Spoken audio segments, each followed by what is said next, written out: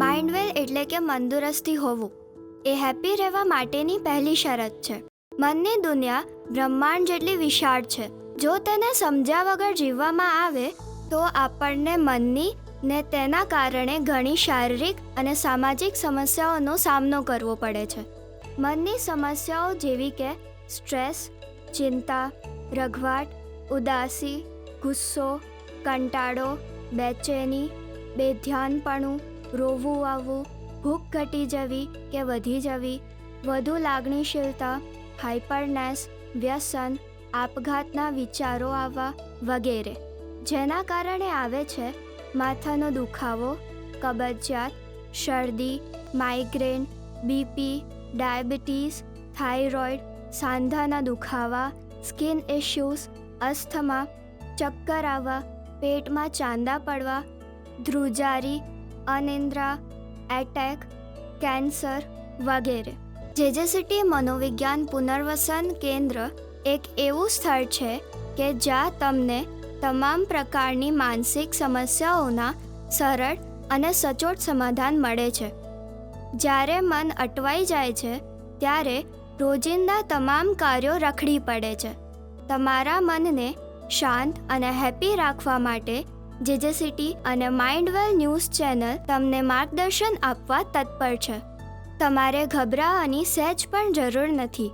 તમારી કંઈ પણ મૂંઝવણ માટે જેજેસીટીના નંબર પર વોટ્સએપ કરો ને 24 કલાકમાં તેનું સમાધાન મેળવો અથવા mindwellnews@gmail.com પર મેલ પણ કરી શકો છો.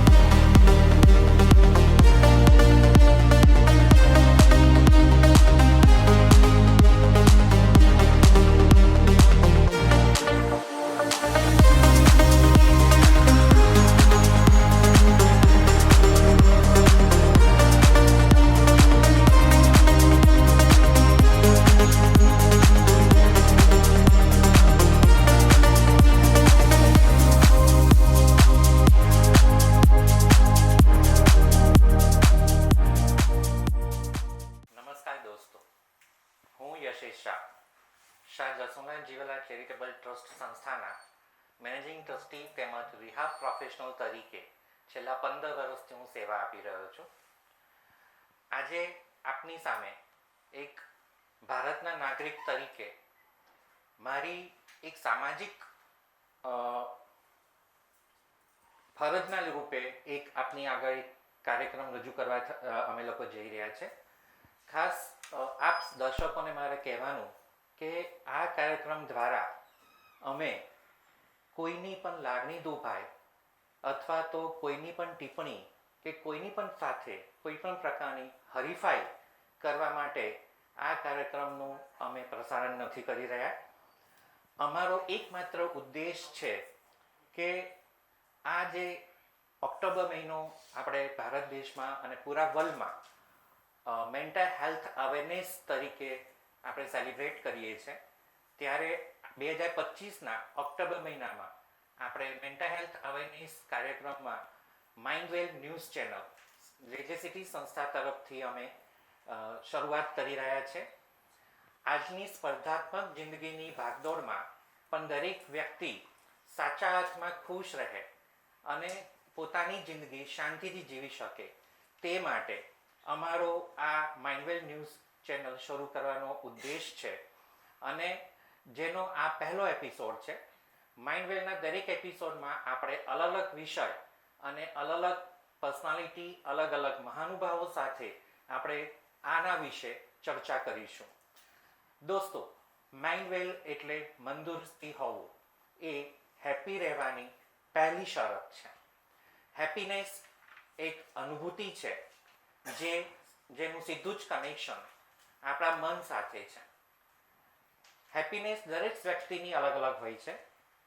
કોઈને આઈસ્ક્રીમ ખૂબ ભાવે છે અને એ વ્યક્તિને આઈસ્ક્રીમ સદે પણ છે, પણ કોઈના માટે એ જ આઈસ્ક્રીમ ઝેર પણ સાબિત થઈ શકે છે. એટલે કે વ્યક્તિએ હેપીનેસની વ્યાખ્યા અલગ અલગ હોય છે. આપણને હેપીનેસ કઈ કઈ બાબતોમાં મળે છે, કઈ ચીજોમાં મળે છે, કેવી રીતે મળે છે અને આપણે હેપીનેસ કેવી રીતે મેળવી શકીએ તે માટે આપણે ચોક્કસ વિચારવું જોઈએ અને વિચાર કરવો પડે છે. આપણે જે આ વિચાર કરીએ છીએ એ વિચારો આપણા મનમાં ઉત્પન્ન થાય છે. મનની દુનિયા બ્રહ્માંડ જેટલી વિશાળ છે, જેને માપવી અથવા એમાંથી આપણા કયા વિચારોને મહત્વ આપવું, કયા વિચારોને આપણે અનુસરવું એ નક્કી કરવાનું કામ આપણે ખુદે કરવાનું હોય છે. પરંતુ આ એટલું જ અઘરું છે કે જેટલું દરિયામાંથી મોતી શોધવું પડે અને એના લીધે જ ક્યાંય ને ક્યાંય ઘણી બધી અલગ અલગ પ્રકારની માનસિક તકલીફો આજે સમાજમાં પ્રવર્તમાન છે. આ ચર્ચા માટે આજે આપણે આજના કાર્યક્રમમાં 3 અલગ અલગ મહાનુભાવોને નિમંત્રિત કરેલા છે. જેમાં પહેલા છે શ્રીમતી હિમાલીબેન લાખાણી કે જેઓ પોતે CA છે, ચાર્ટર્ડ એકાઉન્ટન્ટ છે અને તેમની પોતાની પ્રાઇવેટ ફર્મ છે. હિમાલી મેમને વિનંતી કરીશ કે જેઓ આપણી સાથે જોડાય. આજના આપણા પ્લીઝ વેલકમ.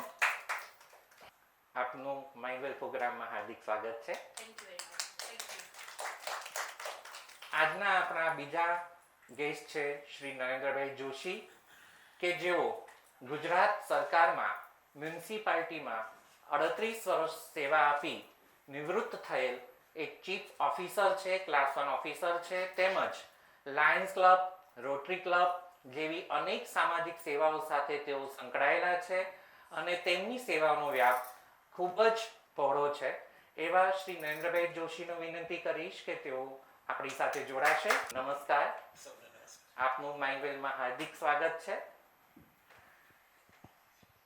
અને આજના આપણા ત્રીજા ગેસ્ટ જે એક ડાયમેનિક પર્સનાલિટી છે અને હંમેશા ચર્ચામાં એ રહેતા હોય છે અને એમની ચર્ચા કરવી પણ આપણને ખૂબ ગમે છે, એવા જેજેસીટીના ટ્રસ્ટી શ્રીમતી ઉષા મેમ શાહ કે જેઓ પ્લીઝ મેમ આપનું પણ હાર્દિક સ્વાગત છે.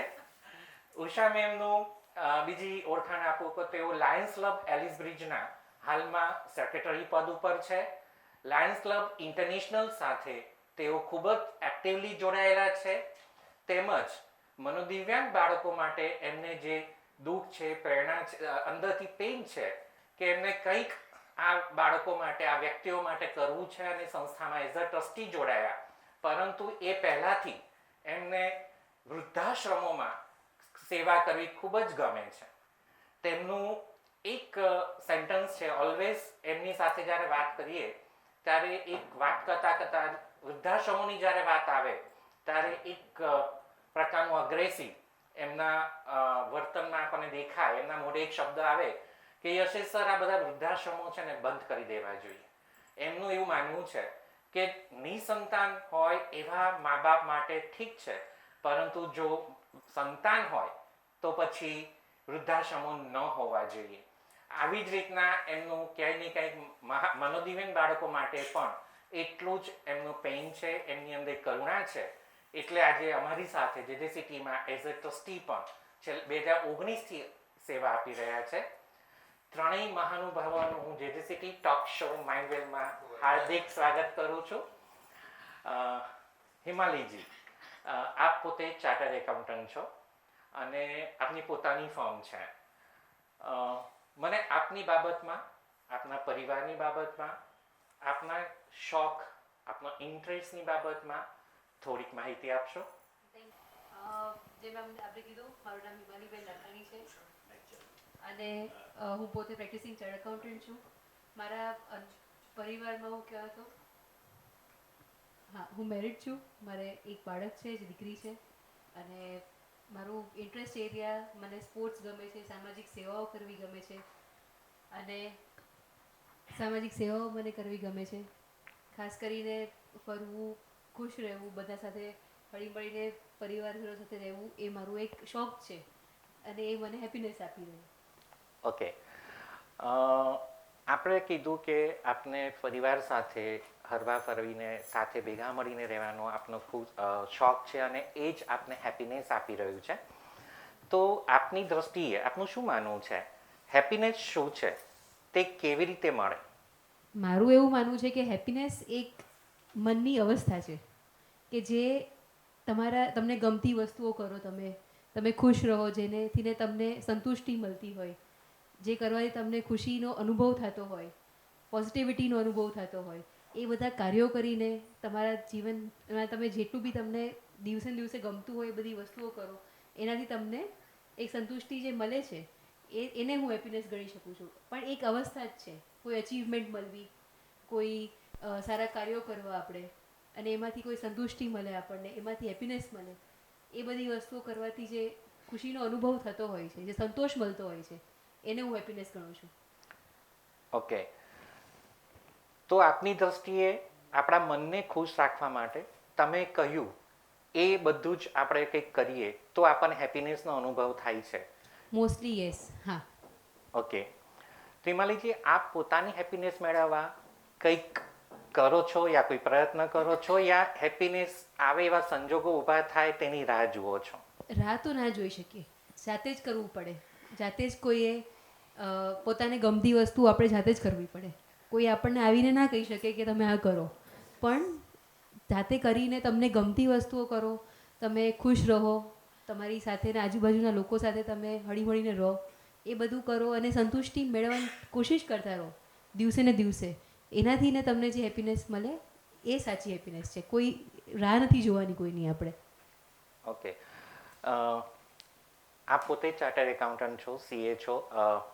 હમણાં જ સપ્ટેમ્બર મહિનો ક્રોસ થયો અને છેલ્લા 2-3 મહિના સીએની હાલત ઓલવેઝ ખરાબ હોય, બહુ જ હેક્ટિક હોય. તો એ સમયમાં તમે હેપી રહી શકો છો, યા એવા સમયમાં હેપી રહેવા માટે તમે શું કરો છો? એવા સમયે હું તો એવું માનું છું કે હું એક દિવસને ગણું છું અત્યારે. એક દિવસ ગણું, જે સારું કાર્ય કર્યું. માનો કે કામ પણ હોઈ શકે છે. આજે કંઈ કામ ફિનિશ કરવું છું મારું, હું સપ્ટેમ્બર મહિનો છે, મારે કામ પૂરું કરવું છે. એ કામ જે પૂરું કર્યું એ બી ખુશી છે. એ ખુશી મેળવીને બી હું હેપી રહી શકું છું. સાથે સાથે પરિવાર સાથે રહીને એને સમય આપી શકું, એ બી એક ખુશી છે. તો મારા માટે એ ખુશી હું દર દિવસે વધારતી જઉં છું, જેથી કરીને હેપીનેસ મને મળતી જ રહે. ઓકે, પણ એવું પણ થતું હશે ને કે તમે જ્યારે નક્કી કર્યું છે કે 31 સપ્ટેમ્બરે લાસ્ટ ડેટ છે, અને બધાની ફાઇલ પૂરી કરવાની છે અને એ નથી થતું, ગોલ પૂરો નથી થતો, તો પછી આપની હેપીનેસ ટકે છે કે જતી રહે છે? તો પણ ટકાવવી પડે. ટકાવવી પડે. હા. પણ ટકે ખરી? હા, Okay. રાખવી પડે. Okay. પોઝિટિવિટી રાખવી પડે. ઓકે. જગ્યા તો નેગેટિવિટીની તો રાખવાની જ નથી જીવનમાં. રાઈટ. એટલે પોઝિટિવિટી તો ગમે તેમ કરવાની છે. કોક તો કારણ હશે ને, અટકતું હશે ગોલ તો. રાઈટ. પણ એવું પણ થયું હશે ને કે વર્ષના 365 દિવસ છે, કેટલોક સમય એવો પણ હોય કે આપણે ચાહીએ એટલા ખુશ ન પણ રહી શકીએ. એ બની શકે પણ એમાં હતાશ થવાની કોઈ આવશ્યકતા નથી મારા હિસાબે. બીજો દિવસ આવે જ છે ને, હા. કાલ છે જ, કદાચ કાલે વધારે ખુશી મળશે આપણને.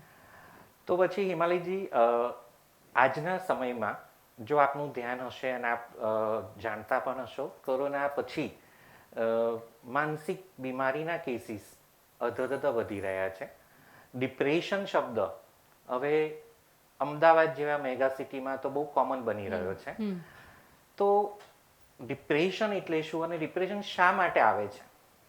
ડિપ્રેશન મારા હિસાબે જેટલું હું જાણું છું એ હિસાબે એ પણ એક અવસ્થા જ છે આપણા મનની, કે જેમાં તમને કોઈને કોઈ રીતે નેગેટિવિટી તમારામાં ભરાઈ ગઈ હોય, સ્ટ્રેસ આવ્યો હોય, જેથી કરીને તમારામાં નકારાત્મકતાનો આમ કે ને એક ઉલ્લેખ આમ વધતો જ જતો હોય, દિવસે ને દિવસે વધતું જતું હોય, અને એ તમે કોઈને સમજાવી ના શકતા હો. એ પણ બની શકે કે તમે કોઈને સમજાવી ના શકતા હો, નેગેટિવિટી વધતી રહેતી હોય તમારા જીવનમાં, તમને પોઝિટિવિટીનો કોઈ સોર્સ ના મળતો હોય, સ્ટ્રેસ લેવલ વધતું જતું હોય દિવસે ને દિવસે. એ બધા સંજોગોમાં કોઈ પરિસ્થિતિ કહેવાય તો મારા હિસાબે એ ડિપ્રેશન કદાચ આપણે એને કહી શકીએ. એ જ કહી શકીએ આમ તમે તો. ઓકે, દેટ મીન્સ એનો મતલબ તો એવો થાય કે ડિપ્રેશન જે છે એ ક્યાંય ને ક્યાંય પરિસ્થિતિ ઉપર આધારિત છે, એવું આપનું મંતવ્ય છે? હા, પરિસ્થિતિ ઉપર પણ છે, પણ એ પરિસ્થિતિને કેવી રીતના તમે ટેકલ કરો છો એ વધારે મહત્ત્વનું છે. ઓકે. સર, આપનું મંતવ્ય શું છે કે ડિપ્રેશન શા માટે આવે છે? યશેશભાઈ, આપણી ગુજરાતી તળપદી ભાષામાં કહીએ તો ડિપ્રેશન એટલે એક માનસિક હતાશાની પરિસ્થિતિ હું ગણું છું. માનસિક હતાશા, હા, શરૂઆત ત્યાંથી જ થાય છે. અને એમાં વ્યક્તિ એની કોઈક ને કોઈક શારીરિક કે સામાજિક, માનસિક કોઈ પણ એવી પરિસ્થિતિ કે કંઈક ઇન્સિડન્ટ એવા બનતા હોય છે કે જેને કારણે ધીમે ધીમે ડિપ્રેશન કે માનસિક હતાશાની સ્થિતિમાં સરી પડતો હોય છે. ત્યારે એને નેગેટિવિટી એનામાં વધતી જતી હોય છે, નકારાત્મકતા એનામાં ઘણી વધી જતી હોય, ચારે બાજુ એને એ જ દેખાતું હોય. અને બીજી વસ્તુ એવી છે કે ડિપ્રેશન છે એ કોઈ ઓવરનાઇટ આવી જાય એવી પરિસ્થિતિ નથી. એ ક્રમશઃ ધીમે ધીમે આવતી જતી હોય છે, સંજોગો વશાત આવતી જતી હોય છે, કે જેમાં એનું માનસિક સંતુલન બગડી જતું હોય છે. એ નેગેટિવ વિચારસરણીમાં પ્રવેશી ગયા હોય, કોઈની સાથે બોલવું ચાલવું બહુ ગમતું ન હોય, એને ચારે બાજુ અસફળતા જ દેખાતી હોય. અને આમ જોઈએ તો સફળતા અસફળતા જેમ સિક્કાની બે બાજુ છે, એમ અસફળતામાંથી જ ડિપ્રેશન કે માનસિક હતાશા તરફ જવાય છે. સફળ માણસ ડિપ્રેશનમાં નથી જતો, અસફળ માણસ જવાની શક્યતા વધુ હોય છે મારી દૃષ્ટિએ. ઓકે. સાહેબ, આપ પોતે 38 વર્ષ ગવર્મેન્ટમાં ક્લાસ 1 ઓફિસર તરીકે સેવા આપી છે અને ઘણા વર્ષોથી ઘણી બધી સંસ્થાઓ સાથે સંકળાયેલા છો. તો શું ક્યારેય એવો અનુભવ થયો છે કે કોઈ આપના નજીકનું વ્યક્તિ છે યા આપના જોડે સ્ટાફમાં છે યા આપના ઉપરી છે યા આપની નીચે, કે જેની મનોપ્રકૃતિ એટલે કે એનું જે વર્તન છે એ કંઈક અલગ છે, આપણા કરતાં કંઈક અલગ હોય ને તમારે એને ચલાવવો પડ્યો હોય અને તમને ખૂબ તકલીફ પડી હોય એની સાથે કાર્ય કરવામાં, કાર્ય લેવામાં, એવો કોઈ અનુભવ હોય તો અમારી સાથે શેર કરશો પ્લીઝ? અનુભવ મારી 38 વર્ષની કારકિર્દીમાં, ઉપરાંત ઘણી સામાજિક સંસ્થાઓ સાથે સંકળાયેલો છું, એટલે ઘણા અનુભવ થયા છે. પણ કોઈનું નામ નહીં લઉં, પણ એક બહુ જ અમારા કર્મચારીઓમાં હોશિયાર ગણાય, વિદ્વાન ગણાય એવી વ્યક્તિ, ઓફિસર, એ ધીમે ધીમે કરતો એકદમ હતાશામાં પ્રવેશી ગયો હોય એવું લાગતું હતું. ઉદાસ રહેતો હોય, એકદમ મિક્સિંગ નેચરવાળો, બધા સાથે ખૂબ સારી રીતે કરે અને કોઈ પણ જાતનું ઓફિસમાં કોઈ ડેમેજ થયું હોય તો ડેમેજ કંટ્રોલ કરી લે, આવા પાવરવાળો માણસ અચાનક થોડાક દિવસોમાં હતાશામાં સરી ગયો હોય આવું લાગતું હતું. બધા સમજાવીએ, પૂછીએ, પણ કોઈ પ્રોપર જવાબ ન દે. પછી એને સમજાવતા ભાઈ કોઈ સાયકાટ્રિસ્ટને આપણે મળીએ, કોઈ મનોરોગ નિષ્ણાતને મળીએ, સમજાવીએ, એના જે અંગત મિત્રો છે એને સાથે રાખીને એમાંથી કંઈક સોલ્યુશન નીકળે એવું કરીએ. કારણ કે બધાને લાગણી એના પ્રત્યે બહુ, પણ એમ જ કે હું કાંઈ ગાંડો નથી થઈ ગયો તમે મને ત્યાં લઈ જાઉં છું. એટલે આવી એક જાગૃતતા પણ કેળવવાની જરૂર છે કે જેમ હાર્ટની તકલીફ છે તે કાર્ડિયોલોજીસ્ટ પાસે જતાં આપણે અચકાતા નથી, બીજી કોઈ પણ તકલીફ હોય તો એના સ્પેશિયાલિસ્ટ પાસે જતાં અચકાતા નથી. તો આ મનોરોગ પણ એક સામાન્ય અથવા તો રૂટીન તકલીફ કે બીમારી ગણી અને મનોરોગ નિષ્ણાત પાસે લોકો જતા થાય અથવા જઈ શકે અથવા જવામાં છોછ ન અનુભવે, આવું પણ વાતાવરણ સર્જવું જોઈએ જે અત્યારે નથી. ખૂબ સારી વાત અત્યારે કરી કોઈને સાહેબે. કહીએ કે સાયકાટ્રિસ્ટ પાસે જવું છે તો એને અપમાનજનક લાગે. સ્વીકારશે નહીં. જી હા, સ્વીકારે નહીં જલ્દી. એમણે સાહેબે ખૂબ જ સારી માહિતી આપણને આપી. એમણે કીધું કે પરિસ્થિતિને આધીન કોઈ પણ વ્યક્તિના જીવનમાં હતાશા આવી શકે છે અને જ્યારે વૈચારિક પ્રક્રિયા નેગેટિવ થાય છે એવા સંજોગોની અંદર જ્યારે કોઈ પણ વ્યક્તિ આવી જાય છે અને બધી બાજુથી જ્યારે એને અસફળતા મળે છે ત્યારે એ વ્યક્તિ ડિપ્રેશનમાં ગરકાવ થઈ જાય છે. અને એની સાથે સાથે એક વાત આપણે એ સમજવાની કે એ વિચારવા જેવો મુદ્દો છે આપણા બધા માટે કે શું ખરેખર માત્ર ને માત્ર પરિસ્થિતિઓ જ વ્યક્તિને હરાવે છે? Is it possible? Usha ma'am, હું આપને ખાસ વિનંતી કરીશ કે આપની દ્રષ્ટિએ ડિપ્રેશન શું છે, કેમ આવે છે અને એને કેવી રીતે આપણે ડીલ કરવી જોઈએ? યસ, ડિપ્રેશનના બહુ અલગ અલગ કારણો છે. વન પોઈન્ટ આ છે નરેન્દ્રભાઈએ જે કીધો એ, પણ સામાજિક વ્યવસ્થા, આજુબાજુનું વાતાવરણ, ફેમિલી અને કુટુંબ, સૌથી મહત્ત્વનું ફેમિલી, કે જે તમને, અને કોમ્પિટિશનનો યુગ, આજનો એટલો બધો કોમ્પિટિશનનો યુગ છે કે કાંઈ પણ તમે કરવા જાઓ ત્યારે જો તમે ક્યાંય બી પાછળ છો તો તમને ડિપ્રેશન આવવાના પૂરેપૂરા ચાન્સીસ છે. સેકન્ડ, ફેમિલી એન્વાયરમેન્ટ જો તમને પ્રેમ, હૂંફ, લાગણી બધું નહીં મળે તો તમે ડિપ્રેશનમાં આવો છો. અને થર્ડ, આજુબાજુનું વાતાવરણ, સમાજ, આપની સમાજ વ્યવસ્થા એવી છે કે જ્યાં માણસને, કોઈક માણસ પડે છે કે એ ઈચ્છા કરે કે મને આગળ આવવું છે તો આજુબાજુનું સરાઉન્ડિંગ વાતાવરણ એવું છે કે જ્યાં એને આગળ આવવાના ચાન્સીસ જ બહુ ઓછા આપે છે. અને જ્યારે આગળ આવવાની કોશિશ કરે તો એને એમ કહેવામાં આવે છે નહીં, આ તું નહીં કરી શકે. જેનાથી બાળકમાં, ઇવન મોટી વ્યક્તિઓમાં, બધામાં એક હતાશાનો પીરિયડ શરૂ થાય છે અને એ ધીમે ધીમે એ ડિપ્રેશન બાજુ જઈ રહ્યો છે.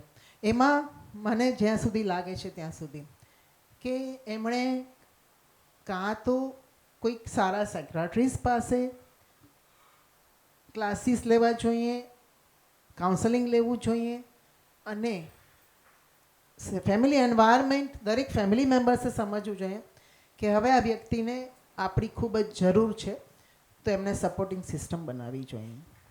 Thank you. Thank you. મેડમના વાત પરથી એક સારો મુદ્દો જો આપના ધ્યાનમાં આવ્યો હોય તો રિજેક્શન. જ્યારે કોઈ પણ વ્યક્તિને રિજેક્ટ કરવામાં આવે છે અને એ પ્રક્રિયા વારંવાર થાય છે, એકવાર નહીં વારંવાર જ્યારે થાય છે ત્યારે મોટાભાગના દરેક વ્યક્તિને એક ડિપ્રેશન શરૂ થાય છે. ડિપ્રેશન એ એક સાદી પ્રક્રિયા છે, શરૂઆત બહુ સાદી છે. જેમ આપણને કોઈ વાયરલ ઇન્ફેક્શન થાય અને શરૂઆત શરદીથી થાય યા માથાનો દુખાવો થાય કે ભાઈ શરીર પકડાઈ જાય એવી પરિસ્થિતિ આવે છે, એને જ આપણે જો માનસિક રીતે જોવા જાઓ તો એનું પહેલું પગથિયું છે ડિપ્રેશન. એ માનસિક બીમારી નથી. જેટલું શરદી સામાન્ય છે અને થોડીક ટ્રીટમેન્ટ લેવીને એ મટી જાય છે, સેમ એવી જ રીતના અગર જો ડિપ્રેશન આવ્યું અને તમે એની પ્રોપર સારવાર જો લઈ લો છો સ્વીકારીને, તો વ્યક્તિ ડિપ્રેશનમાંથી બહાર અચૂક આવી શકે છે. પરંતુ આ ન થાય તો એના પરિણામ ખૂબ ગંભીર અને ખૂબ મોટી માનસિક બીમારીમાં પણ પરિવર્તન થાય છે. મેમ, આપ JJCTના ટ્રસ્ટી પણ છો, 2019થી સંસ્થા સાથે સંકળાયેલા છો અને એ પહેલાં પણ લગભગ 7-8 વર્ષથી તમે સંસ્થા સાથે પરિચિત છો, સંસ્થાના કાર્યથી ખૂબ સારી રીતે પરિચિત છો. તો આટલા વર્ષના સંસ્થા સાથેના અનુભવ અને સંસ્થામાં જે કેસીસ આવે છે, આપ ઘણા બધા કેસીસ સાથે ટચમાં આવેલા છો, mental health clinic and therapy centre સાથે પણ આપ કનેક્ટેડ છો. તો આપનું શું મંતવ્ય છે મનોદિવ્યાંગ અને માનસિક બીમારી આ બેય પરિસ્થિતિમાં આજની પરિસ્થિતિમાં શું હાલત છે અને કઈ પરિસ્થિતિ તરફ આપણે જઈ રહ્યા છીએ? બહુ બધા ક્વેશ્ચન પૂછી લીધા, એક સાથે બહુ બધા ક્વેશ્ચન પૂછવામાં આવ્યા છે. ઓકે, યસ, હું JJCTમાં ટ્રસ્ટી છું, જેનું મને ખૂબ ગૌરવ છે કે આજે JJCT સંસ્થા જે કામ કરી રહી છે એ મને પહેલાં તો ખ્યાલ જ નહોતો કે ખરેખર આવું કામ અને આવા રિઝલ્ટ્સ સંસ્થા આપી શકે. સ્ટાર્ટિંગમાં ઘણી વખત મને એવું થાય, યશેશભાઈ આવું શું બોલે છે, કેમ આવું કરે છે? પણ જેમ જેમ જેમ જેમ હું ડીપમાં ગઈ અને જેમ કેસીસ મેં જોયા, એના રિઝલ્ટ્સ જોયા, પછી મને એવું થયું કે ના, ખરેખર આમાં ડીપમાં જવા જેવું છે. હું આજે બહુ બધી સંસ્થાઓ સાથે જોડાયેલી છું, ઇવન લાયન્સ સાથે જોડાયેલી છું, જે લાયન્સ ઘણા બધા સારા કામો કરે છે. પણ આ સંસ્થામાં કામ કરવું મારા માટે ખૂબ અઘરું બન્યું છે. આજની તારીખમાં હું ઘણું બધું સર પાસે શીખી રહી છું. ખરેખર લોઢાના ચણા ચાવવા જેવું છે કે મનોદિવ્યાંગ બાળકો સાથે કામ કરવું, એની સાથે કામ લેવું અને એને પ્રોપર વેમાં વૈજ્ઞાનિક સમજ આપી અને કેવી રીતે એને બહાર લાવવું. આજે એમને તકલીફ ભગવાને ખૂબ આપી છે. જ્યારે જ્યારે જોઈએ ત્યારે ખરેખર સ્ટાર્ટિંગમાં તો મારી આંખમાં આંસુ આવે. ઘણી વખત ઘરે જઈને મને એમ થાય કે હું આના માટે શું કરું. પણ એ તકલીફને જ્યારે તકદીરમાં બદલાવી, એ અમારી સંસ્થાએ બદલાવી. એને એક પ્લેટફોર્મ આપે છે. એને જે પણ છે એનામાં જે ટેલેન્ટ છે એ ટેલેન્ટને આપણે પેલું કહેવાય ને, બેઝ સર જુએ છે, અમારી સંસ્થા જુએ છે, અને એ બેઝને કેવી રીતે ડેવલપ કરવું, એ ડેવલપમેન્ટ પછી એને કેવી રીતે કાર્યમાં ભેળવવું, સમાજ સાથે એને કેવી રીતે લેવો. કારણ કે સમાજ આ વ્યક્તિઓને સ્વીકારતો નથી. ઘણી બધી વખત અમે ટ્રાય કરીએ છીએ, ઘણી બધી વખત અમે પાછા બી પડીએ છીએ કે સમાજ કેમ આ વસ્તુ અમને પ્લેટફોર્મ નથી આપતું. એટલે સમાજ માટે બી બહુ બધા પ્રશ્નો છે, પણ અમે લોકો એને પ્લેટફોર્મ આપી અને પોતાના પગભર એ કેવી રીતે રહી શકે, કેવી રીતે કમાઈ શકે. ઇવન અમે કુકિંગ બી એવું શીખવાડીએ છીએ કે કાલ સવારે એકલો માણસ છે તો એ પોતાની રીતે પોતાની જીવન જરૂરિયાતની દરેક વસ્તુ કરી શકે, ચલાવી શકે. એ માટે અમારી સંસ્થા ખૂબ કામ કરે છે. અલગ અલગ અમે બહુ બધા ક્લાસીસ ચલાવીએ છીએ અને મેન્ટલ હેલ્થ માટે તો અમારું ખૂબ સારું કામ છે. મારે એઝ અ ટ્રસ્ટી આટલા બધા વખાણ ના કરવાના હોય, પણ આજે વખાણ કર્યા વગર રહી શકાય એવું છે નહીં, કારણ કે બહુ સરસ પ્લેટફોર્મ અમે આપીએ છીએ. એટલે યશેશભાઈ, થેન્ક યુ સો મચ કે આજે મને ટ્રસ્ટી હોવાનું આ સંસ્થા માટેનું ગૌરવ છે કે તમે મને ટ્રસ્ટી તરીકે આ સંસ્થામાં ચાન્સ આપ્યો. Thank you.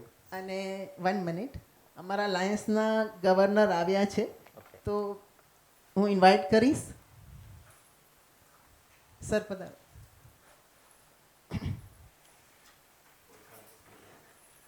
અમારા first vice district governor Girvanbhai Mehta, please welcome. અને સરને હું એક ક્વેશ્ચન પૂછીશ પ્લીઝ. કે લાયન્સ ઘણા બધા સેવાના કામો કરે છે, કદાચ સરને બી આટલી બધી અમે કામ કરીએ છીએ ખ્યાલ નહીં હોય, અત્યારે સાંભળ્યું એટલે થોડો ખ્યાલ આવ્યો હશે. પણ અમારું બી સર્વિસ વીક આવતા એટલે નેક્સ્ટ ડેના શરૂ થઈ રહ્યું છે 4થથી. તો લાયન્સ આમાં કઈ રીતે જોડાઈ શકે અને લાયન્સ શું કરી શકશે આ સંસ્થા માટે, પ્લીઝ. એમની પાસે ટાઈમ નથી, એમને આગળ જવાનું છે એટલે મેં વચ્ચે લીધું છે. સૌને નમસ્કાર. ઉષાબેને મને આજે એક નવી સંસ્થા સાથે પરિચય કરાયો, એનો મને વિશેષ આનંદ છે. લાયન્સના વાઇસ ગવર્નર તરીકે અમે સમાજની, કારણ કે લાયન્સ આપણે લગભગ બધાને ખ્યાલ છે 108 વર્ષ જૂની અને 212 કે 13 દેશોમાં ફેલાયેલી હવે તો આ સંસ્થા છે અને ખૂબ આંતરરાષ્ટ્રીય કામ કરતા હોય એટલે લગભગ દુનિયાના દરેક દેશોની વસ્તીને અનુરૂપ રહીને સમાજની જરૂરિયાતો પ્રમાણે એના વારંવાર સર્વે થાય.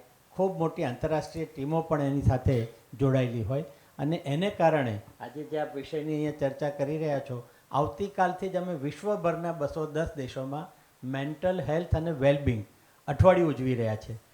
એટલે એને સમજી શકાય કે આ વિષયની કેટલી બધી ગંભીરતા છે, કેટલો બધો એના ઉપર હવે આપણે જોક આપવાની કે એના ઉપર આપણે ફોર્સ કરવાની જરૂરિયાત છે.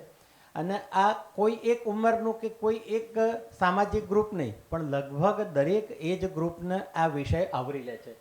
આપ જે વાત કરતા હતા, હું 5-7 મિનિટ વહેલો આવ્યો ઉષાબેન, ખરેખર સારું થયું કે મને વિષયની થોડીક સમજ પણ આવી, કારણ કે આપ શું ચર્ચા કરી રહ્યા હતા હું પૂછ્યા વગર જ અમને અમારા લાયન્સના મિત્રો કે અહીંયા આવવાનું છે એટલે અમે પહોંચી જઈએ, પણ પહોંચ્યા પછી આ ખ્યાલ આવે કે અહીંયા આપણે શું ચર્ચા ઉપર વાત કરી રહ્યા છે અથવા શું ચર્ચાઓ ચાલી રહી છે. સો આ હમણાં જ નરેન્દ્રભાઈએ વાત કરી, હું એને થોડોક કદાચ ડિફર પણ થઉં.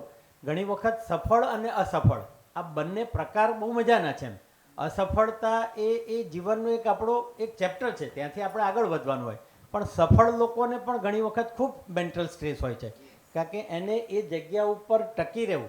આજે ગૌતમ અદાણી ઉપર રોજ નવા એના ઉપર આક્ષેપ થતા હોય, રોજ નવી નવી વાત સાંજ પડે આવે, છાપામાં આવે કે સોશિયલ મીડિયામાં કે ટીવીમાં પણ આવે, પણ એ સ્થાન ઉપર એને ટકી રહેવું એ પણ એક જાતનો એના માટે સ્ટ્રેસ છે. ત્યાં પહોંચી ગયા એટલે એ આપણું કામ પૂરું થઈ ગયું એટલે ત્યાંથી સ્ટ્રેસ નથી ઉઠતો, ત્યાં તો વધારે થઈ જાય જોશી સાહેબ, કારણ કે તે સ્થળ ઉપર આજે નરેન્દ્ર મોદી શું અનુભવ કરી રહ્યા છે આપણને ખ્યાલ જ નથી. આપણે એ કક્ષા પર વિચારવાની પણ આપણી ક્ષમતા ઘણીવાર કદાચ નથી હોતી, પરંતુ આ બહુ જ મજાનો વિષય છે અને એના ઉપર જાતના લોકો અત્યારે એટલી બધી પ્રયત્ન અને મહેનત કરી રહ્યા છે. બીજું ઘણી વખત હવે, કારણ કે આપણે લગભગ 55-60ની ઉંમરે પહોંચ્યા ને એટલે લગભગ આપણે એક સેન્ડવિચ જેવી અનુભૂતિ કરી રહ્યા છે. આપણી આગળની પણ એક પેઢી છે અને આપણી પાછળ એક નવી પેઢી તૈયાર થઈ રહી છે. હવે નવી પેઢી એ જુદી જ રીતે તૈયાર થઈ છે, કારણ કે એમણે જે આજની આધુનિક સામાજિક વ્યવસ્થા, આપણા નવી જાતના બધા આપણા આ ઉપક્રમો આપણે બંનેની સાથે રહીને અનુભવ કરીએ છીએ. આપણે લગભગ સફેદ વાળના થોડાક મિત્રો છીએ, પણ એ લોકોની સાથે જ્યારે બેસીએ ત્યારે એમના અલગ પ્રશ્નો છે અને આપણી પછીની જે પેઢી છે એમના અલગ પ્રશ્નો છે, અને આપણે બંનેની વચ્ચે કોઈક રીતે એમને જો આપણે અનુરૂપ થઈને કામ કરી શકીએ તો એ કામ કદાચ સરળ પણ છે. કારણ કે અમારી લાયન્સની લિયો ગ્રુપ, અમારી યંગ બ્રિગેડની સાથે રહીને પણ હું કામ કરું છું, તો એમની સાથે એમના જેવા થવું પડે છે. અને મોટી ઉંમરનાની સાથે જ્યારે સિનિયર સિટીઝન હોમમાં, વૃદ્ધાશ્રમોમાં જઈએ ત્યારે એમની સાથે એમની રીતે પણ કામ કરવું પડે છે. પણ અલ્ટિમેટલી જો બંનેને ભેગા કરી દઈએ તો આ સ્ટ્રેસ ખરેખર ઓછો પણ કરી શકાય અને નવી પેઢીને આપણી જૂની પરંપરાઓ, આપણો જૂનો ઐતિહાસિક આપણો વારસો, આ બધી વસ્તુઓની સમજ આપીએ તો ખરેખર નવી પેઢી અત્યારે વધારે આપ એના ઉપર ખરેખર અનુમોદન આપી રહ્યા હોય એવું પણ મને લાગે છે. પણ નવી પેઢી ખરેખર ખૂબ સાહસિક છે, એમની પાસે વધારે કદાચ નોલેજ પણ છે, વધારે એમનામાં કામ કરવાની શક્તિ પણ છે, પણ જો એમને આપણે પ્રોપર રીતે વાળીએ, પ્રોપર રીતે એમને ગાઈડ કરીએ તો આ વસ્તુ એટલી બધી કંઈ બહુ મુશ્કેલ પણ નથી એવું મારું પોતાનું અંગત રીતે માનવું છે. આપ સૌનો હું ખૂબ ખૂબ આભાર માનું છું. જો હજુ મારી પાસે 5-7 મિનિટ છે, આપ કોઈ સવાલ કરશો તો હું મારી ક્ષમતા પ્રમાણે, મારી વિવેક બુદ્ધિ પ્રમાણે હું કદાચ જવાબ આપી શકીશ. આભાર. ઓકે સર, તો આપ લાયન્સના ઉચ્ચ હોદ્દા પર છો. આપે હમણાં જ વાત કરી કે નરેન્દ્ર મોદી સાહેબ અથવા તો ગૌતમ અદાણી સાહેબને જે ટેન્શન હોય, એક સ્ટ્રેસ હોય, તો દેટ ઇઝ કોલ, અમારી ક્લિનિકલ ભાષામાં અમે એને યુ સ્ટ્રેસ કહેતા હોઈએ છીએ. જેમ કે એક્ઝામ્સ આપવાની હોય અને જો એક્ઝામનું સ્ટ્રેસ ના આવે તો યુ કાન્ટ ડુ દેટ. તમે એક્ઝામ ના આપી શકો. તમારે એક્ઝામ આપવા માટે અને એમાં માર્ક્સ મેળવવા માટે તમારે ચોક્કસ એક ટેન્શનથી કામ કરવું પડશે, પણ જ્યારે એ એની એક લિમિટ ક્રોસ કરી જાય, સ્ટ્રેસ હોય, યુ સ્ટ્રેસ હોવું ત્યાં સુધી બરાબર છે, પણ જે યુ સ્ટ્રેસ ડિસ્ટ્રેસમાં કન્વર્ટ થાય છે ત્યારે માનસિક તકલીફોની એક વણઝાર શરૂઆત થતી હોય છે. તો આવું જ તમારું આટલું મોટું મેનેજમેન્ટ છે, તમે આજે વાત કરી એ પ્રમાણે, તો આપનું શું માનવું છે? એવી કઈ કી પોઈન્ટ છે કે જેનાથી યુ સ્ટ્રેસને તમે ડિસ્ટ્રેસમાં ફેરવતા અટકાવી શકો? બહુ સાચી વાત છે આ. અને ખરા અર્થમાં ઘણી વખત આપણને દરેક માનવ સહજ આપણો સ્વભાવ છે, અને આપણે જ્યારે આ ધરતી ઉપર જન્મ લીધો છે તો દરેક વ્યક્તિને એવું કંઈક ને કંઈક તો હોય જ કે હું કંઈક જુદું કરીને જઉં. અને આને આપણે ઘણીવાર સ્ટ્રેસમાં લઈએ, એના કરતાં એને કોઈક ઇનોવેટિવ રીતે વિચાર કરીએ અને કયા રીતે આપણે કોઈકની મદદથી, અમે લાયન્સમાં વાત કરતા આવીએ કે કામ કરતા આવીએ, પણ એકલો માણસ કંઈ કામ ના કરી શકે. અમારી સાથે ટીમ હોય, જોશી સાહેબ છે, ઉષાબેન છે, પાછળ પણ અમારા લાયન્સના મિત્રો બેઠા છે, ફાલ્ગુનીબેન પણ અમારી સાથે જોડાયેલા છે. તો બધા ટીમથી કામ કરતા આવીએ છીએ અને દરેકને એકબીજાની ક્ષમતાઓ, એમના અનુભવ, એમની પાસે બીજા શું એવા આઈડિયા છે, આ બધું ભેગું કરીને જ્યારે કામ કરતા આવીએ ત્યારે કામ ઘણીવાર સરળ પણ થતું હોય છે. એટલે એક વ્યક્તિ કશું જ ન કરી શકે, પણ બધા જો સાથે મળી જઈએ, આપણે જૂના દાખલા પણ એવા જોયા છે, જો પેલી આપણે દોરીની હોય અને એકલો ખેંચે તો કદાચ એ પણ બધા સાથે કરીને કરતા હતા તો એ સરળ પણ થતું હતું કામ. એટલે અમે ટીમ વર્કથી કામ કરીએ છીએ, બધાના આઈડિયાઝ કે બધાની ક્ષમતાઓને સાથે મેળવીને કામ કરીએ છીએ, કારણ કે અલ્ટિમેટલી અમારે સમાજના વધારે લોકો સુધી પહોંચવું છે. તો વધારે લોકો સુધી પહોંચવા માટે અમારે પણ વધારે લોકોની જરૂર પડે, અને એટલે જ આજે દુનિયામાં લગભગ 13.5 થી 14 લાખ લાયન છે, અને એ લોકો બધા જ એક જ કોમન ગોલથી, કારણ કે દરેકની ભાષા અલગ છે, દરેકના દેશ અલગ છે, દરેકની રહેણીકરણી અલગ છે, બધું જ અલગ છે. દરેકના દેશમાં જાતના પ્રશ્નો પણ અલગ છે. આજે આપણે કોઈ ડેવલપિંગ કન્ટ્રીની વાત કરીએ તો એમના પ્રશ્નો અલગ છે. આપણે થોડાક ડેવલપ થવાની હવે શરૂઆતમાં છીએ, એવા દેશો પણ અલગ છે, અને એવા કેટલા બધા ગરીબ દેશો પણ છે. દરેકના પ્રશ્નો અલગ છે, પણ એમાંથી જુદું જુદું કરીને કોમન ગોલ ક્યાંક તારવી, અને એમાંનું જ અમને આ વિષય મળ્યો. એટલે જ અમે આવતીકાલથી આના ઉપર કામ પણ કરી રહ્યા છે, કારણ કે મેન્ટલ સ્ટ્રેસ તો દુનિયામાં બધાને માટે લગભગ સરખો છે. અત્યારે ડોનાલ્ડ ટ્રમ્પ રોજ સવારે કંઈક નવું ઉબાડિયું કરે છે, પણ સાંજે એના દેશમાં એને પણ સ્ટ્રેસ થાય છે. પણ એટલે જે સ્ટ્રેસમાં જ જીવે છે, એટલે જ આ નવું નવું લઈને આવે. 75 એટલા બધા લોકો એમના અત્યારે કામથી વિમુખ થઈને બેઠા છે.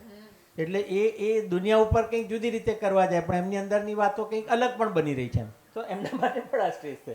એટલે આ સ્ટ્રેસની બહુ વિશાળ વ્યાખ્યા છે. એમાંથી બહાર નીકળવું એ સરળ પણ છે, આપણા જ હાથની વાત છે, કારણ કે ભગવાને અહીંયાથી મોકલ્યા છે તો દરેક વસ્તુના સોલ્યુશન તો બનાવીને જ મોકલ્યા છે.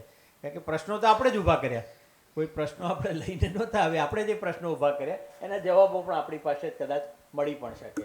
આભાર. Thank you so much sir. સરે બહુ એક સારી વાત કરી. એમણે જે ટીમવર્કની વાત કરી, કદાચ આપણે એનું થોડુંક વિશ્લેષણ કરીએ અને આપણા પોતાના મન ઉપર જો વજન નાખીએ તો દરેકને સમજાશે કે આ ક્યાંય ને ક્યાંય જોઈન્ટ ફેમિલી અને ન્યુક્લિયર ફેમિલીની જોડે મેચ થતી વસ્તુ છે. આજે જૂના જમાનાની અંદર જોઈન્ટ ફેમિલીઝ હતા, તો જોઈન્ટ ફેમિલીની અંદર પણ પહેલાં શું જ, પહેલાંના જમાનામાં કોઈ પણ પ્રકારના સ્ટ્રેસ નહોતા, કે પછી કોઈ ડિપ્રેશન નહોતું, કે માનસિક બીમારીઓ નહોતી, ના એવું નહોતું. પરંતુ ક્યાંય ને ક્યાંય જોઈન્ટ ફેમિલી એટલે કે એક ગ્રુપ હતું, એક પરિવાર હતો, ટીમ હતી, અને એના લીધે આ દરેક વ્યક્તિઓ સચવાઈ જતા હતા અને એના તકલીફો અને એના પ્રોબ્લેમના એ લોકો સમાધાન મેળવી લેતા હતા, અને એ લોકો બહુ સારી રીતે એક નોર્મલ વ્યક્તિની જિંદગી જીવતા હતા. જ્યારે આજે સમાજની પરિસ્થિતિમાં ન્યુક્લિયર ફેમિલી ફેશન કહો, યા આજની ડિમાન્ડ કહો, યા આજની માંગ કહો, યા આજની પેઢીની દેણ કહો, પણ આ એક સૌથી મોટું દૂષણ છે કે કપલ, બાળકનો જન્મ થાય ત્યારે બંને હસબન્ડ વાઈફ બે જ્યારે જોબ પર હોય, બંને બિઝી હોય, એના લીધે જે બાળક સાથે ઇમોશનલ, ભાવનાત્મક જોડાણ જે થવું જોઈએ, સાહેબે જે હમણાં વાત કરી કે ટીમ વર્ક હોય એટલે ઓટોમેટિક સમાધાન આવી જાય. તો એને જો ક્લિનિકલ શબ્દમાં વાત કરીએ તો તમારી પાસે ટીમ વર્ક છે, તો ટીમ વર્ક છે માટે તમે કોકની સાથે વાત કરો છો, તમારો પ્રોબ્લેમ કોઈની સાથે વાત કરી તો એ તમારું ભાવનાત્મક જોડાણ થયું, ઇમોશનલ શેરિંગ થયું, અને એ શેરિંગના કારણે તમે એમાંથી સમાધાન મળી શકે, તમે એમાંથી બહાર આવી શકો છો. પણ હા, એક અવેરનેસ પ્રોગ્રામ છે, એટલે ઓફકોર્સ એક ક્લિનિકલ પોઈન્ટ ઓફ વ્યૂ હું એક હાઇલાઇટ કરવાની કોશિશ કરીશ કે સ્ટ્રેસ 100માંથી 100માંથી 70 to 80% સ્ટ્રેસ જે ક્રિએટ થાય છે યા પરિસ્થિતિનું નિર્માણ થાય છે એ બાહ્ય પરિસ્થિતિથી હોય છે, પરંતુ 20% સ્ટ્રેસ એવા પણ છે જે મનોજૈવિક પ્રક્રિયાથી થાય છે, જે આંતરિક પરિસ્થિતિઓના તણાવથી થાય છે. બ્રેનની અંદર હોર્મોનલ ચેન્જીસ થાય છે, હોર્મોનલ કેમિકલ ચેન્જીસ થાય છે, એના લીધે પણ આ પરિસ્થિતિનું નિર્માણ થતું હોય છે. દર વખતે બાહ્ય પરિસ્થિતિ જોવાથી યા ઓલવેઝ આપણે એને બહાર શોધવાની કોશિશ કરીએ છીએ, પણ જ્યારે આપણે મેન્ટલ હેલ્થ માટે વાત કરીએ અને મેન્ટલ હેલ્થ અવેરનેસની શરૂઆતની વાત કરીએ તો અમારું એવું માનવું છે, મારું પર્સનલી એવું માનવું છે, તો શરૂઆત આપણાથી કરવી જોઈએ કે આપણે આપણું મેન્ટલ હેલ્થ કેટલું નોર્મલ રાખી શકીએ છીએ, કયા સંજોગોમાં આપણે કયા નિર્ણય લઈએ છીએ, કેવી રીતના સમાજ સાથે આપણું ડીલ છે, દેટ ઇઝ મચ ઇમ્પોર્ટન્ટ. કારણ કે સાહેબના જે ટ્રમ્પ સાહેબની વાત કરીને જે પણ વાતો કરી, તો ઓફકોર્સ આ એમની જગ્યાએ આપણે હોઈએ તો પણ આપણી આ જ હાલત થવાની છે. અને ત્યાં શરૂ થાય છે કેમિકલની ફેરફાર. જો એ કેમિકલ ફેરફાર એમનામાં જે થાય છે એ મોદી સાહેબમાં થાય છે કે નહીં, એક મોટો વિષય છે, એ ગહન વિષય સમજવાની જરૂરત છે. કારણ કે મોદી સાહેબને શું સ્ટ્રેસ નથી આવ્યા, આપણા અમદાવાદથી લઈને ગુજરાતથી લઈને ઇન્ડિયાથી લઈને વર્લ્ડ સુધી ગયા, કોઈ ખૂણો બાકી રાખ્યો નથી.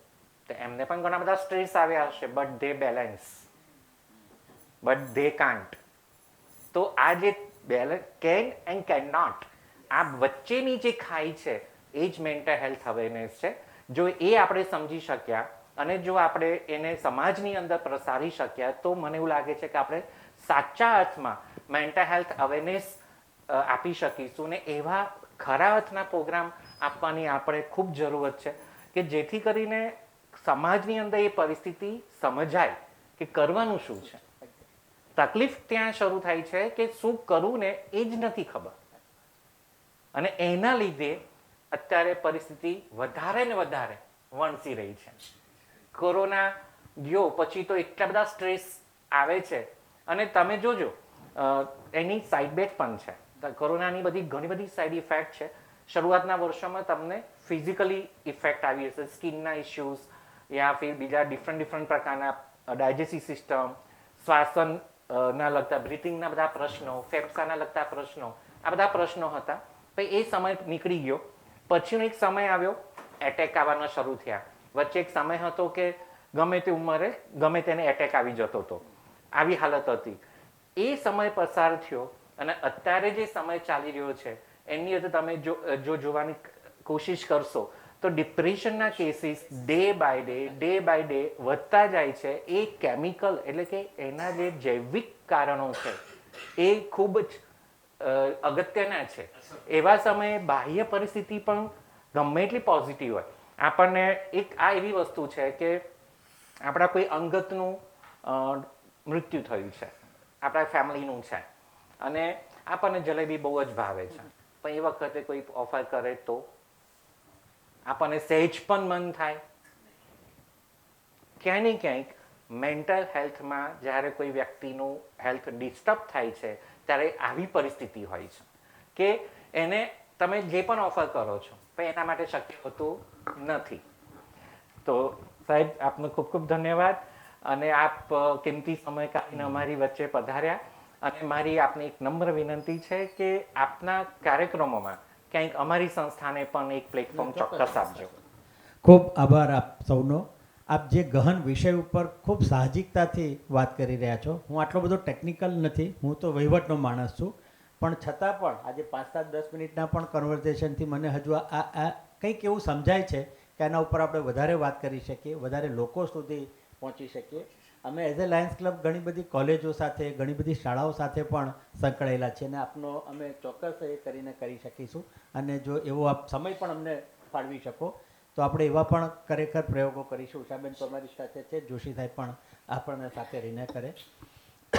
જતાં પહેલાં મને એક કે બે વાત જોડવી ગમે છે, એટલા માટે સર એક તો બેલેન્સની વાત કરી, અને સૌથી અગત્યનો છે આપણો આત્મસંતોષ. આપણે શું થાય છે અત્યારે સફળતાની કાં તો એની હરીફાઈના યુગમાં, હરીફાઈનો યુગ છે જ, એ કોઈ નિવારી શકાય એવી વસ્તુ પણ નથી. હરીફાઈ હોવી પણ જોઈએ, કારણ કે સફળતાનો આ એક માપદંડ છે જો હરીફાઈમાં આપણે ક્યાંક પહોંચવાનો પ્રયત્ન કરીએ, હું લગભગ 29 વર્ષથી લાયન્સ છું ને 29 વર્ષ સ્ટ્રગલ કર્યા પછી હવે ગવર્નર બનવાનો મને ચાન્સ મળવાનો છે. હવે એને હું હરીફાઈની રીતે જોયા કરતો હોત તો મને હંમેશા મૂંઝવણ રહેત. પણ આને એક આપણે ઓપોર્ચ્યુનિટી ગણીએ, આપણને એક કામ કરવાની તક મળી છે તો એનો પૂરેપૂરો ઉપયોગ કરીએ. એટલે જ્યાં જ્યાં સમાજમાં અથવા બીજી કોઈ પણ રીતે આપણને જે આ કંઈક કામ કરવાનો જો આપણને કોઈક ને કોઈક રીતે તક મળે તો એને ખાસ કરીને ઝડપી લેવી જોઈએ. મને આજે બેને બોલાવી, હું કદાચ એવું ટાળી પણ શક્યો હોત. મને આટલું બધું એ નહોતો. 4 વાગે મારે એક મિટિંગમાં પહોંચવું છે અને એક અગત્યનું પણ કામ છે. પણ અહીંયા આવ્યા પછી એમ થયું કે મેં 20 મિનિટ ફાળવી એ મારા જીવનના કદાચ કોઈકના રીતે ઉપયોગમાં અથવા મને પોતાને પણ અંગત રીતે ઉપયોગી સાબિત થશે એવી પણ મિનિટો છે. એટલે બને ત્યાં સુધી આપણે ના પાડવાનું ટાળવું જોઈએ અને કોઈ પણ કંઈક પણ કહે તો એને હા પાડવાનું શીખી જઈએ તો પણ આપણું ઘણું કામ કદાચ સરળ થઈ શકશે. આપ સૌનો ખૂબ ખૂબ આભાર. આપ જે કંઈ સુંદર કાર્યો કરી રહ્યા છો એ માટે આપને પણ સમાજ વતી અભિનંદન પાઠવું છું. મને અહીંયા બોલાવ્યો ઉષાબેન અને આપ સાહેબે, તો આપનો પણ હું ફરીથી વિશેષ આભાર માનું છું. ધન્યવાદ. થેન્ક યુ મારી એક સલાહ, મારો એક છે અરજી કે આવતા વર્ષે આપ ગવર્નર થઈ રહ્યા છો તો આવતા વર્ષે આપણે આ સંસ્થા સાથે મળી મુહૂર્ત કાઢો. આપણા જ બધા ગવર્નરના જ વર્ષ છે. આપણે અત્યારથી જ એના માટે એટલે આપણે કંઈક આ સંસ્થા સાથે ટાઈપ કરીને કંઈક આગળ જોવી જ વધીએ. નથી. આપણે સારા કામ થેન્ક યુ કરવાનું thank you so much sir. ચલો, thanks thank for you. Coming. Thank Thank you you. Girvanbhai. જોયું દોસ્તો કે આપણી વચ્ચે જે ગેસ્ટ આવીને ગયા એમના મોઢે આપણે ઘણી બધી વાતો સાંભળી અને ઘણા એવા ક્લિનિકલ પોઈન્ટ ઓફ હતા કે જે મને એવું લાગ્યું કે આપની સમક્ષ રજૂ થવા જોઈએ. અને એઝ યુઝ્યુઅલ આપણે જે સબ્જેક્ટ ઉપર કામ કરીએ છીએ એ સબ્જેક્ટને તો આપણે ક્યારેય મિસ ન કરી શકીએ. તો આપણી વચ્ચે 3 મહાનુભાવો ઉપસ્થિત છે અને મારું એક ઓલવેઝ એવું હોય છે કે ઓડિયન્સ પોલ ઓલવેઝ હું રાખું છું અને મને એવું હોય છે કે ઓડિયન્સ તરફથી અમે જે આ થોડી ચર્ચા કરી, ઘણા બધા વિષય છે. આ ચર્ચા એટલી બધી લાંબી ચાલે એવી છે કે જેનો કોઈ અંત નહીં આવે. એટલે આપણે અત્યારે ઓડિયન્સ પોલ તરીકેમાં શરૂ કરીએ. પણ એ પહેલાં હું આજ આપણા આ સ્ટુડિયોના શ્રી ચિરાગભાઈ શાહને નમ્ર વિનંતી કરીશ કે તેઓ અમારી સાથે જોડાય. ચિરાગભાઈ કે જેમણે આજનું આ સ્ટુડિયો આપણને એમના સ્ટુડિયોમાં આપણે આ ટોક શો કરી રહ્યા છે અને સૌથી વધારે એમના તરફથી ખૂબ સારો સપોર્ટ, અમને પોઝિટિવ સપોર્ટ સંસ્થાને મળ્યો છે અને મારી આજે બીજી જ મુલાકાત છે. પણ પહેલી મુલાકાત પણ અમારી ખૂબ સારી અને યાદગાર રહી હતી.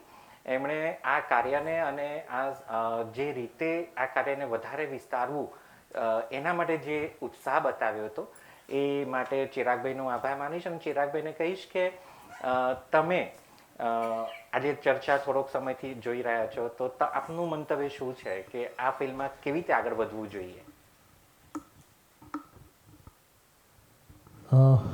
થેન્ક યુ પહેલાં તો મંચ પર સ્થાન આપવા માટે. પણ જે દિવસથી ઉષાબેન સાથે તો હું ઘણા બધા મહિનાઓ વર્ષોથી સંકળાયેલો છું. એમની એક્ટિવિટી ખૂબ જ સરસ હોય છે અને ઓલવેઝ હું એમને કહેતો હોઉં છું, ઉષાબેન મને થોડોક મોકો આપજો સારું કામ કરવાનો. કારણ કે એટલું બધું રચ્યા પચ્યા હોય છે સારી એક્ટિવિટીમાં અને સોશિયલી અને બિઝનેસમાં આવ્યા પછી આપણને સમય ઓછો મળતો હોય છે. પણ એક એવી વાત છે કે આ જે દિવસે તમે લોકો આવ્યા હતા અને મેં પૂછ્યું હતું કે આ શું છે, આની પાછળનો મોટિવ શું છે, તો એક બહુ નાની વાત કહીશ કે આ જે પણ બાળકો છે, જે પણ વ્યક્તિ છે કે મેન્ટલી ડિસેબલ આપણે કહીએ કે મનોદિવ્યાંગ કહીએ, પણ એ એકદમ નિર્દોષ છે. હું એવું માનું છું કે આપણા કરતાં બહુ સારા છે. કેમ? ક્યારે મનમાં કપટ નથી, કોઈ ઈર્ષા નથી. એમનું હાસ્ય તો 100% 24 કેરેટ ગોલ્ડથી પણ વધારે કિંમતી છે. કેમ કે નિર્દોષ છે. ભગવાનને એવી રચના કરી છે કે આમના મનમાં એકદમ ક્લીન શુદ્ધિકરણ સાથે એ બાળકો છે. અને મેં ઘણી વખત ઘણા કાર્યક્રમોમાં અમુક જગ્યાએ ઘણા સિટીમાં હું રહ્યો છું. પણ મને એવું લાગે છે મારો પોતાનો ઓન બિઝનેસ અને મારું જે એક્ટિવિટી છે એ પ્રમાણે હું થોડુંક કહીશ કે સ્ટુડિયો સુરશિયમ ખજાના બેન્ક્વેટ અમે ટેલેન્ટને પ્રમોટ કરવા માટે બનાવ્યો છે. સાચું કહીએ તો ઘણા બધા મોટા સ્ટેજ ઉપર અમે લોકો શોઝ કરીએ છીએ, ઉષાબેનને ખ્યાલ છે. એમાં પણ ન્યૂ ટેલેન્ટને અમે લોકો આગળ લઈ જઈએ છીએ. કેમ કે ક્યાંક ને ક્યાંક કોકને એક પ્લેટફોર્મ મળીને કોઈ ક્યાં આગળ આવે છે એ આપણને ખ્યાલ નથી. છેલ્લા 7 વર્ષમાં 160 સિંગર્સને અમે પ્રોફેશનલ બનાવ્યા છે અને એ લોકો પેમેન્ટથી અત્યારે એમનું કામ ચલાવી રહ્યા છે. તો મને આ વાત જ્યારે ચાલતી હતી તમારા બધાનું ધ્યાનથી સાંભળતો હતો, મને એવું લાગ્યું કે આ બાળકોમાં પણ કંઈક ને કંઈક ક્યાંક ટેલેન્ટ છે. જે પણ પ્રકારનું ટેલેન્ટ છે એને બહાર લાવવા માટે જે સપોર્ટ જોઈએ, સ્ટુડિયો તો છે જ, તમારો જ છે, તમારે મને પૂછવાની જરૂર નથી. Thank you. પણ અહીંથી પણ આગળ કોઈ મોટા પ્લેટફોર્મ પર કંઈક પ્લાન કરીએ, કંઈક વર્કિંગ કરીએ, એમાં જે પણ મારો ફાળો, સિંહ ફાળો કહેશો તો પણ હું હાજર છું. My pleasure. એ સિવાય હજુ એક વાત મારા મગજમાં આવે છે, તમે લોકો કરતા જ હશો આ બધી એક્ટિવિટી, પણ મને એવું લાગે છે કે હંમેશા સારા કામ માટે એક 2 પ્રકારના કાં તો 3 પ્રકારના ટીમની જરૂર પડે. એક મહેનત કરનાર વ્યક્તિ, એક એને વિચારધારા આપનાર વ્યક્તિ, અને એક બેકબોન, એટલે જે અત્યારની ભાષામાં કહીએ કે ફાઇનાન્સ. ગાંધી જયંતિ હમણાં જ ગઈ છે તો ગાંધીજી સિવાય પોસિબલ નથી. તો એમાં પણ હું ક્યાંક ને ક્યાંક એવા ગ્રુપ સાથે તમને ભેગા કરીને આપણે કંઈક એવું કરીએ કે ક્યાંક ને ક્યાંક એક ફંડ રેઝિંગ આપણે કરીએ, જેથી કરીને આપણે વધુ સારી ફેસિલિટીઝ બાળકોને આપી શકીએ. એવો મારો વિચાર છે. ચોક્કસ. એટલે આ સ્ટેજે હું તમારી પાસે એટલું પ્રોમિસ માગીશ હા કે આપણે ફંડ રેઝિંગ પ્રોગ્રામ આ વર્ષમાં હા કરીએ છીએ.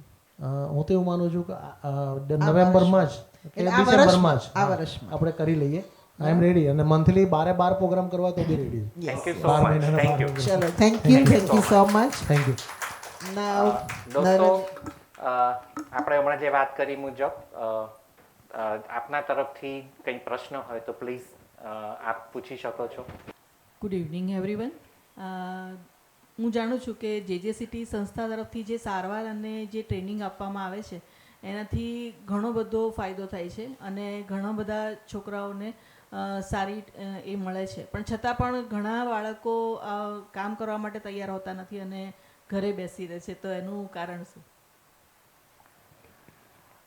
જ્યાં સુધી હું જાણું છું ને સમજું છું, આજે 21 વર્ષથી સંસ્થા ચાલે છે, તો બાળકો ઘરે બેસે છે એની પાછળનું કારણ પહેલું એનું એન્વાયરમેન્ટલ ઇશ્યુઝ હોય છે કે જ્યાં સુધી કોઈ પણ પેરેન્ટ્સ પોતાના બાળકની સાચી પરિસ્થિતિનો તાગ નહીં મેળવે યા એને નહીં સમજે કે નહીં સ્વીકારે તો એનું સોલ્યુશન એ નહીં લાવી શકે.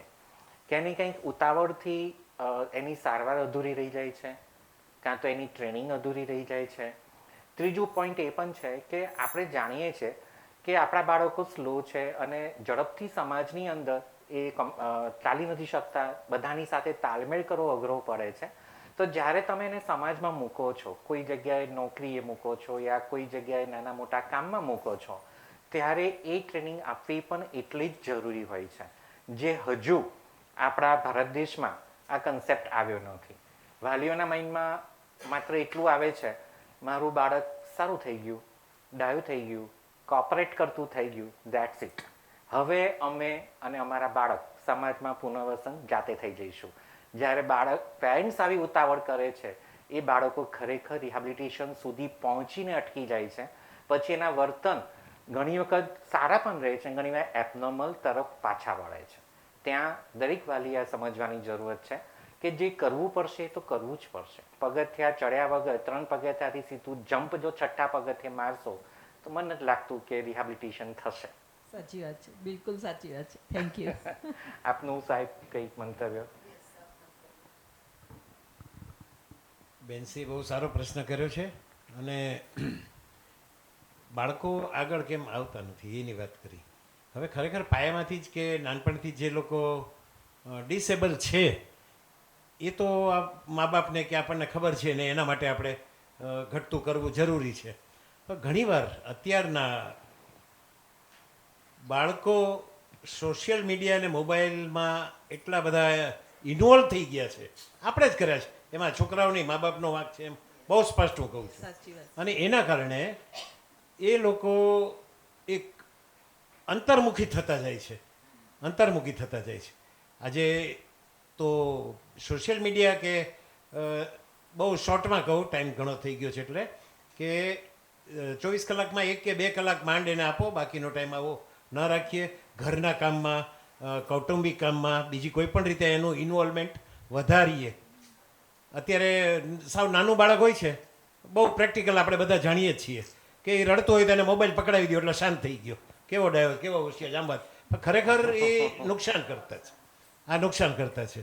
તો આ રીતે પણ આપણે પેરેન્ટ્સનો દોષ હું ગણીશ. અને ધીમે ધીમે એ બાળક ડિસેબિલિટી તરફ પણ આગળ વધતું જાય છે. આ હકીકત છે. આજે મોટાની જેમ ભારતમાં આપણે જોઈએ છીએ તો નાના જુવાન હોશિયાર છોકરાઓના પણ સુસાઇડના કેસીસ બહુ વધી રહ્યા છે, બહુ વધી રહ્યા છે. આ બધો એક ડિપ્રેશનનો જ એક પાયામાં તો આ કારણ છે. રાઈટ, સાહેબે ખૂબ સારી વાત કરી. અને મોબાઈલ એડિક્શન સાચી આ એક બહુ મોટો સબ્જેક્ટ સાચી છે વાત જેના છે. માટે આપણે અચૂક ફરીથી ચર્ચા કરીશું. But thank you so much સાહેબ, આપણે ખૂબ સારો પોઈન્ટ હાઇલાઇટ કર્યો પેરેન્ટ્સ માટે. એ પેરેન્ટ્સને ખૂબ ઉપયોગી થશે. નેક્સ્ટ. જય Shri Krishna sir and ma'am. મારો દીકરો કેતુન આપની સંસ્થામાં જેજેસીટી સંસ્થામાં સ્પેશિયલ સ્કૂલ વિભાગમાં ભણે છે. અહીંયા સંસ્થા તરફથી મારા બાળકનો મેડિકલ ખર્ચો, સ્કૂલ ફીસ બધું સ્કોલરશિપ સ્પોન્સર કરવામાં આવી છે. તે બદલ હું સંસ્થાનો ખૂબ ખૂબ આભાર. મારો ક્વેશ્ચન એ છે કે આપણે મોટાભાગના બાળકોને આપણે ગમે તેટલી સારવાર કે આ થેરાપી સેશન જે કરાવીએ એનું આપણે પરિણામ ટેમ્પરરી મળે છે, આગળ ટેમ્પરરી મળે છે. અને જો આપણે સારવાર અને થેરાપી સેશન આપણે બંધ કરાવી દઈએ છીએ તો એ આપણે જ્યાં હતા ત્યાં પાછા ત્યાંના ત્યાં જ આવી જઈએ છીએ. એવું કેમ થાય સર? જો કે આ દરેક વાલી આમાંથી નીકળે છે અને પૂછતા કદાચ ખચકાતા હોય છે, અને તમે પૂછ્યું એ બદલ થેન્ક યુ અને અભિનંદન. પણ સાચી હકીકત એ છે કે આજે તમે બધા જે તમારા બાળકની જે પરિસ્થિતિ છે એનું સાચું ડાયગ્નોસ તમે જાણ્યું. જેટલા કેસીસ અમારી પાસે આવે છે એમાં મોટા ભાગની પરિસ્થિતિમાં પેરેન્ટ્સ એના બાળકનું સાચું ડાયગ્નોસ ગમે એટલી ઉંમરે પણ નથી જાણતા હોતા. આ સૌથી પહેલી ટ્રેજેડી આવે છે. બીજું ટ્રેજેડી એ આવે છે કે ક્યાંય ને ક્યાંય તમે જે થેરાપીની વાત કરી તો કોઈને સ્પીચ થેરાપીની જરૂર છે, કોઈને બિહેવિયર થેરાપી, કોઈને ઓક્યુપેશનલ થેરાપી. તો થેરાપી કરવાની છે તો બાળકને શું એક જ સેન્સરીમાં પ્રોબ્લેમ છે કે 2 છે કે 4, એ સમજવું પણ એટલું જ ઇમ્પોર્ટન્ટ છે. આપણે રસોઈ બનાવવા રસોડામાં જઈએ છીએ તો શું દાળ ભાત રોટલી શાકમાં ખાલી ઘઉંના લોટથી આખી રસોઈ બનશે? ખાલી ભાખરી કરવી હશે ને તો એમાં મીઠું જોઈશે, તેલ પણ જોઈશે, બધું જ જોઈશે. સેમ જ્યારે આ બાળકની કોઈ ટ્રીટમેન્ટ ચાલુ થાય છે યા થેરાપી યા કોઈ મેડિસિનલ ટ્રીટમેન્ટ ચાલુ થાય છે ત્યારે એને એક નહીં 4-5 વસ્તુની જ્યાં જ્યાં એની ડિફેક્ટ છે એ બધાની જરૂરત પડે છે. પણ પેરેન્ટ્સને ધીરજ ગુમાવી દે છે, આર્થિક તંગી ઊભી થઈ જાય છે. એવું માહોલ ઘણી વખત સાચી પણ હોય છે, ઘણી વાર ખોટું પણ હોય છે. અને એના લીધે જે રિજેક્શન, સાહેબે થોડાક સમય પહેલાં મેં તમને વાત કરી કે રિજેક્શનની વાત જે કરી, એ રિજેક્શનના લીધે એની ટ્રીટમેન્ટ સારવાર પૂરી થતી નથી. અને માટે તમને એવું લાગે છે કે જ્યાં શરૂ થયું ત્યાં આવી ગયું. અને આ માનસિક તકલીફ છે, શારીરિક તકલીફ નથી. માનસિક તકલીફને આવતા બહુ વાર લાગે, જતાં પણ ઘણો ટાઈમ લાગે છે. એટલે એ વર્ષોમાં જ વાત થાય છે, દિવસોમાં યા મહિનાઓમાં એની સારવાર થતી નથી. એટલા માટે આપને કંઈ આ સર્જા ઉપરથી એટલું હું સમજી શકું છું કે રિહેબિલિટેશન તમારું કમ્પ્લીટ હોવું બહુ ઇમ્પોર્ટન્ટ છે. એટલું હું સમજી કે કમ્પ્લીટનેસ ઇઝ વેરી ઇમ્પોર્ટન્ટ. ધીરજથી કામ કરું અને પોઝિટિવિટીથી કામ કરું કે કાલનો દિવસ એ સારો જોવાનો છે, એનાથી વધારે સારો જશે, વધારે જશે. એ જોતા જ રહેશો, એમાં ક્યારે સારું થઈ જશે ખબર જ નહીં પડે. નેગેટિવિટી રાખવાની જ નથી એ વસ્તુ માટે. પેશન્સ જોઈશે. પેશન્સની સાથે પોઝિટિવિટી એ જ મેઇન થશે એના માટે. Right, perfect. Hello, good evening sir. નમસ્તે. મારો ક્વેશ્ચન છે કે મોટા ભાગે આપણે એકવાર જો માનસિક શારીરિક સારવાર આપણે જે શરૂ કરીએ છીએ તો એ જિંદગીભર લેવી પડે છે. એ માન્યતા માટે આપ એના વિશે શું મને ના ના એવું કહેશો? નથી હોતું. હા, ઓફકોર્સ એ માન્યતા છે જ. સમાજમાં બધા એવું જ માને છે કે એકવાર જો તમે માનસિક સારવાર મેન્ટલ ક્લિનિકમાં પહેલાં તો આવે નહીં, ના છૂટકે જ આવે. એટલે એટલા એબનોર્મલ બિહેવિયર સાથે જ્યારે કોઈ કેસ આવે છે એટલે સીધું મેડિસિનલ તરફ અમારે જવું પડે. સાયકાટ્રી દવા ચાલુ થાય તો બધાને એવું જ છે કે આ દવા ન જ લેવી જોઈએ. જાતે ડૉક્ટર બની જાય છે. Yes. 2-4-6 મહિના થાય એટલે દવા એની જાતે બંધ કરી દે છે. Right. દવાનો ડોઝ ઘટાડી નાખે છે. અને એમાં પાછું 1 વર્ષ જો ચાલ્યું તો પછી એમાં બધી જ અલ્ટરનેટિવ શરૂ થઈ જશે. દરેક પ્રકારની થેરાપી જાતે કરશે અને એના લીધે જે સારવારનું પરિણામ આવવું જોઈએ એ પરિણામ આવતું નથી. પરંતુ જો પદ્ધતિસર દવાની સાથે કાઉન્સેલિંગ લઈને કે તમારે જે પરિસ્થિતિ છે એમાં કેટલો સમય તમને જરૂર છે, કેટલો સમય તમારા વૈચારિક પ્રક્રિયાને જો સાથે સાથે બદલાવ કરવામાં આવે તો દવા 110% બંધ થાય છે. અને અમારે ત્યાંથી તો ઘણા બધા કેસીસ દવા બંધ કરીને ગયેલા છે. Thank you. Most welcome. I think so ઘણો બધો સમય નીકળ્યો છે. હું ત્રણેય મહાનુભાવોનો ખૂબ ખૂબ આભાર વ્યક્ત કરું છું. આપ સૌ અતિ મૂલ્ય સમય આપનો કાઢીને આજે અમારી સાથે આ કાર્યક્રમમાં પધાર્યા, અમારી સાથે આ ચર્ચામાં રસ લીધો અને ખૂબ પોઝિટિવ અમારા દર્શકોને તમે માહિતી આપી છે એ બદલ આપનો હું ખૂબ ખૂબ ધન્યવાદ ફીલ કરું છું. Thank you so much. ધન્યવાદ. શુક્રિયા.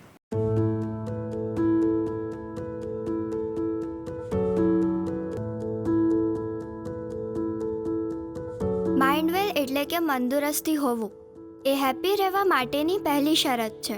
મનની દુનિયા બ્રહ્માંડ જેટલી વિશાળ છે. જો તેને સમજ્યા વગર જીવવામાં આવે તો આપણને મનની ને તેના કારણે ઘણી શારીરિક અને સામાજિક સમસ્યાઓનો સામનો કરવો પડે છે.